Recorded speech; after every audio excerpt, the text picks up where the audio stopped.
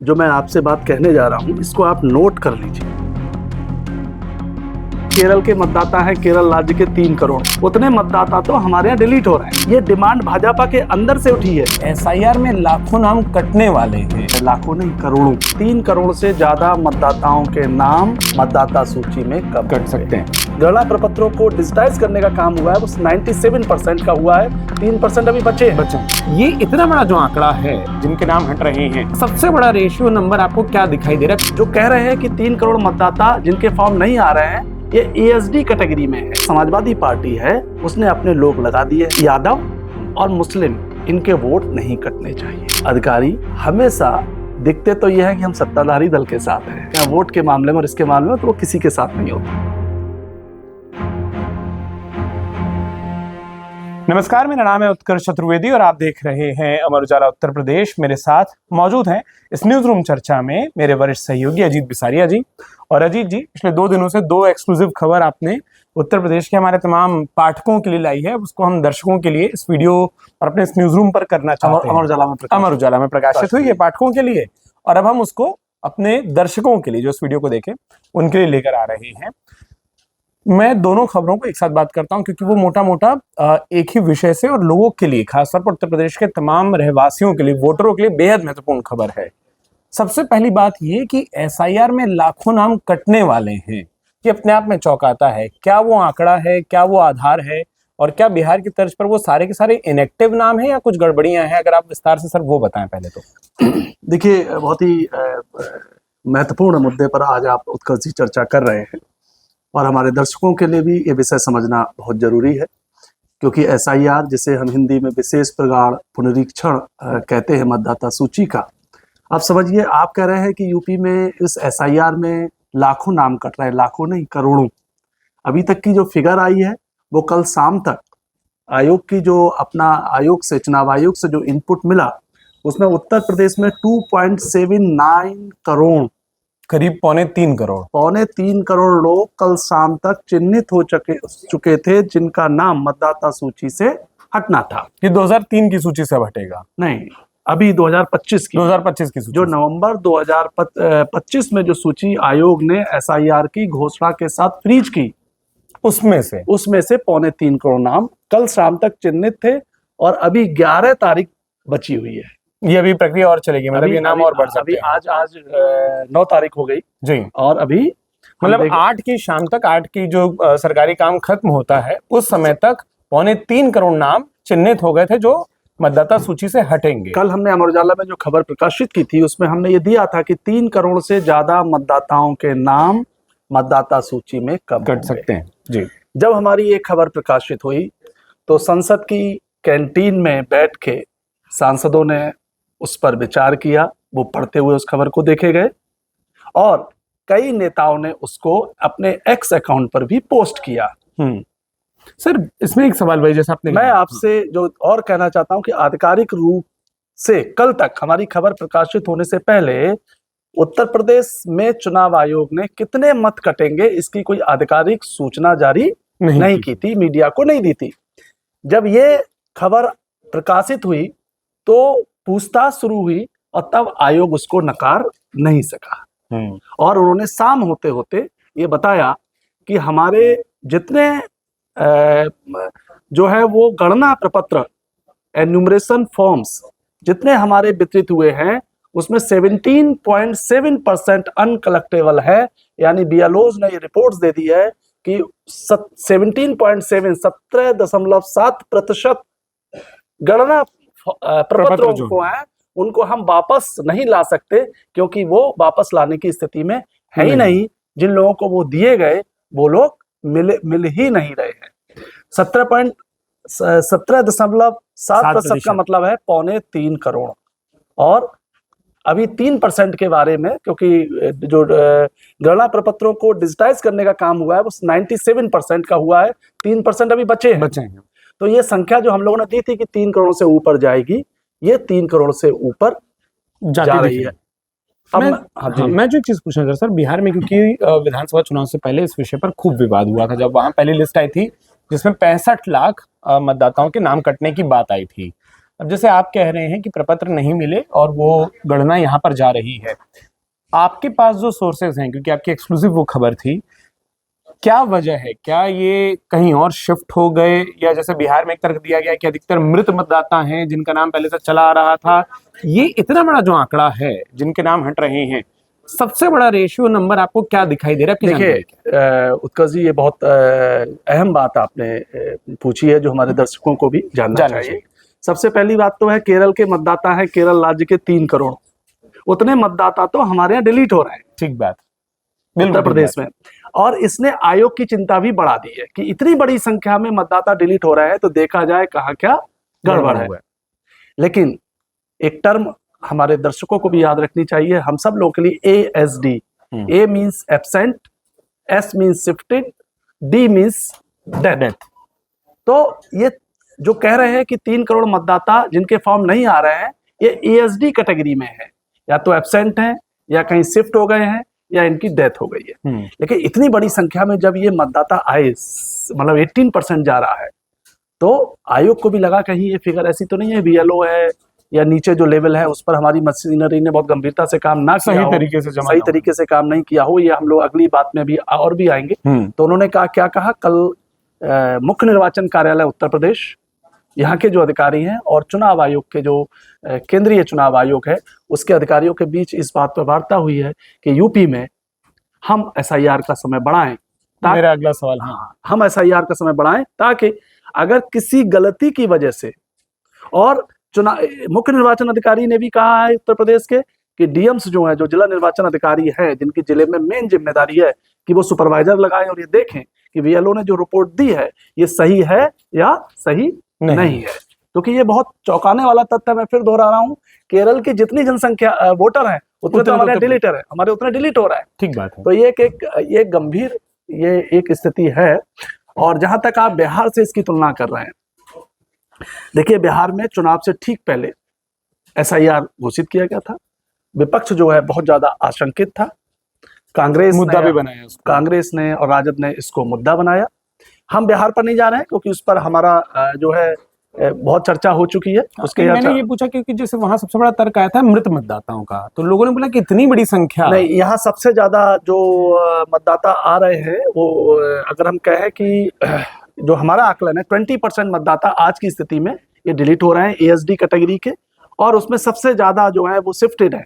अच्छा, वो दूसरे राज्यों में या दूसरी जगहों पर? दूसरी जगह शिफ्ट हो गए हैं। उसके बाद एब्सेंटी हैं, और उसके बाद जो है वो डेथ वाले हैं। इसमें एक कैटेगरी और है जो जिसको हम कहते हैं ऑलरेडी एनरोल्ड, वो गांव में भी हैं शहर में भी हैं। तो उन्होंने बता दिया भाई हम शहर में रखना चाहते हैं, गांव में रखना चाहते हैं। तो डी को डुप्लीकेसी भी गिना जा सकता है कि जो 2 जगह पर अगर एनरोल्ड है तो फिर वो किसी एक जगह से हटेंगे। डी तो डेथ है, लेकिन ये क्या है, ऑलरेडी एनरोल्ड है। इनको कैटेगरी रखा है ऑलरेडी एनरोल्ड, ये इनका वो रखा ही है। अब जो आपने कहा, जो आपने महत्वपूर्ण, वो जो अगला सवाल भी था, तारीख बढ़ रही है। तमाम विपक्षी दलों ने इस बात की मांग की थी कि उत्तर प्रदेश में तो चुनाव बहुत सर पर नहीं है, पास नहीं है, यहाँ पर जो SIR का काम है वो आराम से होना चाहिए, समय देकर होना चाहिए। जब पहली बार लिस्ट आई थी, पहली बार तारीख आई थी, मियाद आई थी 4 दिसंबर की, अब दूसरी बार ये तारीख बढ़ती दिखाई दे रही है। आपको क्या लगता है कि जो विपक्षी दल उस SIR की प्रक्रिया पर सवाल उठा रहे थे कि बहुत जल्दबाजी में हो रहा है, BLOs पर दबाव की तमाम स्टोरी आई, कई जगहों पर संगठनों ने प्रदर्शन किया, क्या उसमें भी राहत मिलेगी अगर उस एंगल को देख लें तो? सबसे पहली बात हम आपको बताएं, उत्तर प्रदेश में जो मैं आपसे बात कहने जा रहा हूं इसको आप नोट कर लीजिए, और आगे के लिए भी, कि SIR आज चिंता का सबब उत्तर प्रदेश में कम से कम विपक्ष के लिए नहीं है, ये सत्ताधारी पार्टी भाजपा के लिए चिंता का सबब है। अब आप इसकी वजह जो मैं आपको बता रहा हूं, और ये बहुत महत्वपूर्ण है, मुझे कई जिला निर्वाचन अधिकारियों ने बताया कि ये डिमांड भाजपा के अंदर से उठी है कि तारीख बढ़े। अब इस स्टेज में अभी समाजवादी पार्टी ने पिछले 8 दिन में हम देखे तो ये डिमांड नहीं की है, है ना। कहीं भी समाजवादी पार्टी के मुखिया लगातार बोल रहे थे, इधर वो नहीं बोल रहे 7-8 दिन में। ये क्यों? क्योंकि विपक्ष जो है, खासकर समाजवादी पार्टी है, वो हर बूथ पर उसने अपने लोग लगा दिए हैं और स्पष्ट निर्देश हैं, उनके वोटर एनरोल हो रहे हैं कि यादव और मुस्लिम इनके वोट नहीं कटने चाहिए। मैं आपको बता दूं कि एक समाजवादी पार्टी की अखिलेश यादव की प्रेस कॉन्फ्रेंस चल रही थी, उसमें एक महिला जो टिकट मांगने आ गई उस प्रेस कॉन्फ्रेंस ने और उसने कुछ बोल दिया, तो अखिलेश यादव ने ऑन कैमरा ये बात कही कि जाके एसआईआर कराओ वरना टिकट नहीं मिलेगा, ये मान के चलो। इस हद तक जाके उन्होंने अपने पदाधिकारियों को, अपने अलर्ट कर नेताओं दिया। को अलर्ट उन्होंने किया। खुद भी फोटो जारी की थी कि मैंने भरा है ताकि ये ना हो कि लोग दूर हो जाएं, वो प्रेरित करने के आज लिए। क्या है, आज जो चिंता का सबब ये है, कहीं ऐसा तो नहीं है 3 करोड़ मतदाता है, इसमें समाजवादी पार्टी तो अलर्ट है, कहीं भाजपा के वोटर्स का नुकसान हो रहा जो हो। उन्होंने लोकसभा की रिपोर्ट में भी बोला कि हमारे वोटर नहीं निकले, अब वो वोटर लिस्ट में ही नहीं होंगे तो फिर कहाँ से क्या होगा? निकलने की बात और लोकसभा में हम लोग देख ही चुके हैं। हम्म। तो ये आप ये मान के ये चलें। और दूसरा जो हम ये बात कर रहे हैं कि एसआईआर की जो डेट बढ़ रही है, तो आज की स्थिति में क्या है, विपक्ष जो है अपना काम कर रहा है और अब सत्ता पक्ष भी अलर्ट हुआ है। अभी मुख्यमंत्री जी गए थे, योगी आदित्यनाथ जी, तो उन्होंने कई जिलों के दौरे पर तमाम मंत्रियों के साथ भी उन्होंने एक वीडियो कॉल की है। बाकायदा हमने वो देखी कि उप मुख्यमंत्री से लेकर तमाम कैबिनेट मंत्री उन्होंने अपने सोशल मीडिया हैंडल पर डाला कि सीएम ने एक बड़ी बैठक की और जो संघ की एक बड़ी बैठक हुई थी उसमें भी इनपुट आया था कि उस पर एसआईआर को लेकर भी मंथन हुआ कि सब लोग इधर उधर जाना छोड़ें और सीधे एसआईआर कराएं। तो वो देर से जो आप बोल रहे हैं कि अब वहां पर वो दबाव ज्यादा है कि हमारे वोटर्स एनरोल हों। देखिए एक बात और है उत्कर्ष जी, अधिकारी जो है वो हमेशा दिखते तो ये है कि हम सत्ताधारी दल के साथ हैं, ठीक, लेकिन वो इस मामले में अगर हम बात करें वोट के मामले में और इसके मामले में, तो वो किसी के साथ नहीं होते। अच्छा, वो जो है जो ज्यादा एक्टिव है, जो ज्यादा उन्हें लग रहा है ये विरोध कर सकता है, ये बवाल कर सकता है, ठीक है भाई देख लो इसकी बात की, इसकी बात जो है सही तो नहीं हो, विवाद तो ना हो, अगर सही है तो मान लो, नहीं है तो फिर अपने वो देख लो, अनावश्यक विवाद नहीं होना चाहिए। एक छोटा सा सवाल जो है, अंतिम सवाल मेरी ओर से, वो ये कि ये जो मियाद बढ़ने की बात हो रही है सर, अभी कब तक एक्सटेंड हो सकती है? देखिए ये 11 तारीख अभी है गणना प्रपत्र भरने की, जमा करने की, 10 या 11 में ये घोषणा हो जाएगी, 1 हफ्ते की कि हम म्याद बढ़ाएंगे। दूसरा बात, सबसे बड़ी महत्वपूर्ण बात यह है जो हमें अपने दर्शकों को बता देनी चाहिए कि उत्तर प्रदेश में चुनाव आयोग ने ये टारगेट जल्दी पूरा करने का दबाव बनाया कि गणना प्रपत्र जल्दी भर जाए, जल्दी जमा हो जाए, वापस आ जाए। उसका नतीजा क्या हुआ कि बीएलओज ने जो है वो गणना प्रपत्र को फर्स्ट और सेकंड ऑप्शन की बजाय थर्ड ऑप्शन में भर के दे दिया। अब आप पूछेंगे फर्स्ट सेकंड थर्ड ऑप्शन क्या है? थर्ड ऑप्शन में ऊपर का जो गणना प्रपत्र है उसका ऊपर का हाफ हिस्सा भरना पड़ता है और नीचे का राइट हैंड साइड का भरना पड़ता है, नहीं सॉरी लेफ्ट हैंड साइड का फर्स्ट ऑप्शन में। सेकंड ऑप्शन में ऊपर का भरना पड़ता है और नीचे का राइट हैंड साइड का भरना पड़ता है। उसमें क्या, उसमें वर्ष 2003 की अपने स्वयं की जानकारी की यहाँ मतदाता थे, अपने माता पिता, दादा दादी या नाना नानी जो खून के संबंधों में ब्लड रिलेशन है उनको आप दे सकते हैं। बीएलओ ने टारगेट जल्दी पूरा करने के लिए, भाई वो 2003 की मतदाता सूची से मैप करने के लिए समय लगेगा, उन्होंने क्या किया, थर्ड ऑप्शन दे दिया, ऊपर का हाफ भर के और जमा कर दिया। जो मुझे मतदाताओं की सिर्फ डिटेल भर दी मतदाताओं की। अब उससे क्या हुआ, जिनकी सिर्फ ऊपर का हाफ फॉर्म भरा गया है उनको थर्ड ऑप्शन में आपने रख दिया, उन सबके पास नोटिस आएगा। अब आप समझिए, अभी आपके पास समय की कमी थी, आपको टारगेट जल्द पूरा करना था, काम का दबाव था, तो आपने क्या किया, आपने थर्ड ऑप्शन में भर के काम चला लिया। अब जिनको आपने थर्ड ऑप्शन में भरा है उनके लिए आपको नोटिस जारी करने पड़ेंगे, पूरा जुडिशियल प्रोसेस पूरी करनी पड़ेगी, नोटिस, सुनवाई, ये सब आपको करना ही करना पड़ेगा। तो इससे लोड कितना बढ़ेगा बाद में। अभी तो आपने टारगेट पूरा करने के लिए ये कर दिया। ये एक बड़ी समस्या है जो आयोग को विचार करना चाहिए। थर्ड ऑप्शन विधानसभा चुनाव से पहले दिखाई देगी। थर्ड ऑप्शन अभी नहीं, अभी आप जैसे ही प्रक्रिया पूरी होती है, जैसे पूरी की, जैसे अभी मान लीजिए ये 18 तक अगर बढ़ता है, अगर 16 तक अभी होना था, ड्राफ्ट रोल जो है, जो मतदाता सूची का मसौदा है वो 16 तारीख को आना था, अब थोड़ा आगे बढ़ जाएगा, अगर एक हफ्ता बढ़ाते हैं, 25 दिसंबर मान लें, जो भी है उसके बाद तो उन लोगों को आपको नोटिस जारी करने पड़ेंगे। और जो हमारे सोर्स बता रहे हैं, ऐसे मतदाताओं की संख्या जिनको थर्ड ऑप्शन में रखा गया है उत्तर प्रदेश में 5 करोड़ है।